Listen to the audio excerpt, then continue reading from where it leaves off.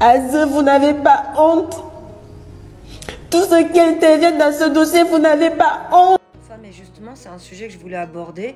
Ça fait un moment que j'y réfléchis. Il y a plusieurs points. Je vous prépare une vidéo sur les mères désenfantées. Ça va prendre un peu de temps. Je dois être prudente avec ce thème-là. Mais il faut qu'on en parle. J'ai hâte de vous sortir la vidéo. Par contre, juste une chose. Quand j'entends parler de cette jeune fille, déjà, je compatis pleinement.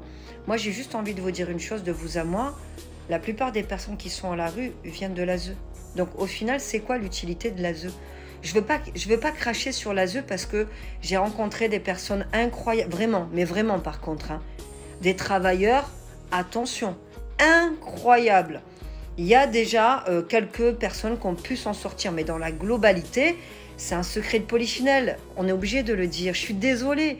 Moi qui ai une asso pour les sans-abri, mais il n'y a pas que moi. Tous les maraudeurs vous le disent. Les gens à la rue sont les gens de l'ASE. Alors, il n'y a pas que les gens de l'ASE, mais il y a un bon pourcentage. Donc, j'arrive pas bien à comprendre la finalité de récupérer les enfants d'autrui. Pourquoi ne pas faire des stages d'accompagnement ?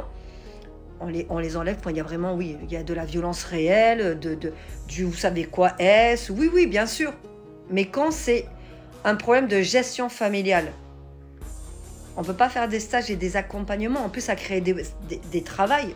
Ça créerait des emplois déjà. Mais moi, je vais vous parler avec le fond de mon cœur, vraiment.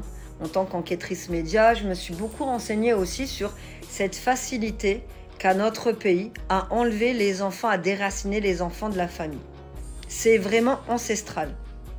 C'est vraiment dans la génétique du pays. C'est-à-dire que, par exemple, pendant la guerre d'Algérie, ils ont pris les enfants algériens pour les mettre en Nouvelle-Calédonie.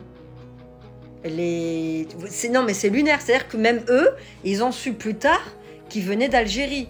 Mais comment remonter leur histoire ? Et il n'y a pas que ces enfants-là. On sait très bien qu'en France, dans l'histoire du pays, au niveau des colonies, je parle bien au niveau des colonies, il y avait cette facilité à enlever les enfants et à les dispatcher dans les différentes colonies. Vous connaissez quand même. C'est comme les enfants des campagnes. Il fallait repeupler les campagnes. Enfin bref, je ne rentre pas dans les détails. Donc moi, cette méthode me dérange. Bien sûr, je la cautionne quand il y a de la violence, quand il y a du S, bien sûr. Après, je ne connais pas l'histoire de cette famille. Mais si c'est un manque de moyens, un manque d'encadrement, peut-être, je ne sais pas ce que c'est d'ailleurs l'histoire de cette famille. Mais toutes ces mères désenfantées, j'ai hâte de vous en parler parce que c'est terrible. Mais là, je vais vraiment mettre le pied dans quelque chose de très délicat. C'est pour ça que j'attends avant de vous en parler. Bref, total soutien à elle. Vous avez encore le cœur. Vous réfléchissez comment quand vous faites autant de mal. Et je vous laisse. Je sais une chose, c'est que mon petit frère et ma soeur tomberont sur cette vidéo. Et ma mère à sa sortie, vous leur direz ce que vous avez fait.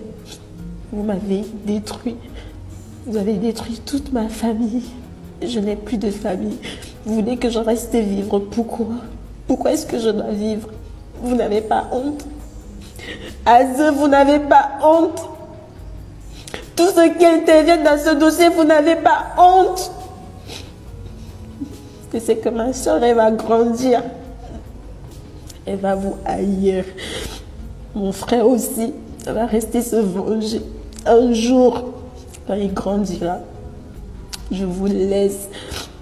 Je m'en vais. Et j'ai besoin de repos.